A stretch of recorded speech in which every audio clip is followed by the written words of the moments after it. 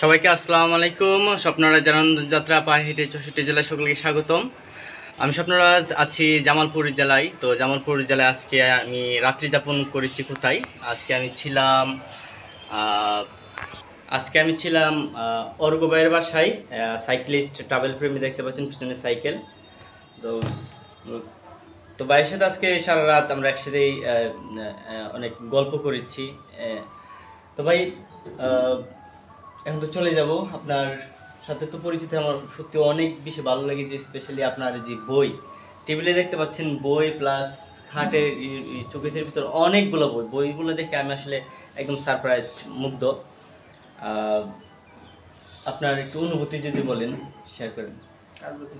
আপনার প্রতি? হ্যাঁ, পরিচিত হয়ে আপনার কেমন লাগলো বা সব মিলিয়ে লাগলো কথাবার্তা বললেন? হ্যাঁ, তিনি একজন ভ্রমণ পিপাসু মানুষ। তিনি জ্ঞান অন্বেষণ করেন, তারপর তিনি জীবন নিয়ে অনেক ভাবেন।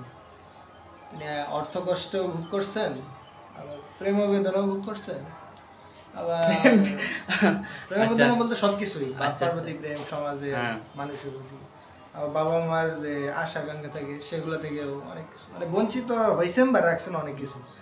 মানে তিনি একটা প্যাকেজ। সবাই তো সব কিছু নিতে পারে না, কিন্তু তিনি অনেক কিছু নিয়েছেন। যা আমার নাই তার আছে। তার একজন লেখক হওয়ার স্বপ্ন, তার অনেক কিছু হওয়ার স্বপ্ন। তিনি যে ভাবেন, এটা আশা করি তিনি একজন ভালো শিক্ষকের মতো হইতে পারবেন, যে কিনা কোনো কিছুতে আপোষ করে না। আর তার ইচ্ছা আসলে হলো ভ্রমণ করা।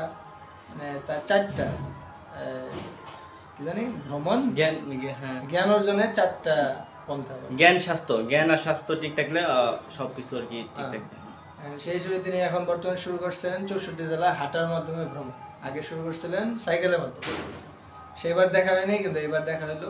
ইচ্ছা আছিল একজন বই প্রেমী, একজন ভাবুক মানুষ কিরকম, তো ভালো লাগলো টুপি পরা মানুষটা। তার একটা বিশেষত্ব আসলে তার হাসিটা।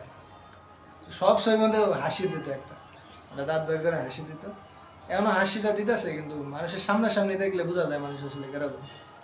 আচ্ছা, তো ওটা দেখে বুঝলাম যে এই বইটা আমি পড়ছিলাম কৃতদাসের হাসি। এর মধ্যে একটা কথা লেখা আছে, হাসি মানুষের আত্মারই প্রতিধ্বনি।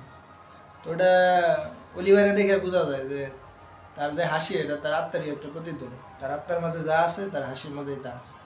তো এটা বলবো যে সবাই তার জন্য দোয়া করবেন, সেজন্যই পুরো বিশ্বের মানুষের জন্য কিছু করতে পারে, এটা হাসিল করতে পারে, আর তিনি জানি মানুষের দেওয়া। থ্যাংক ইউ ভাই, আমি মুগ্ধ। অনেকগুলো কথা মানে বললেন।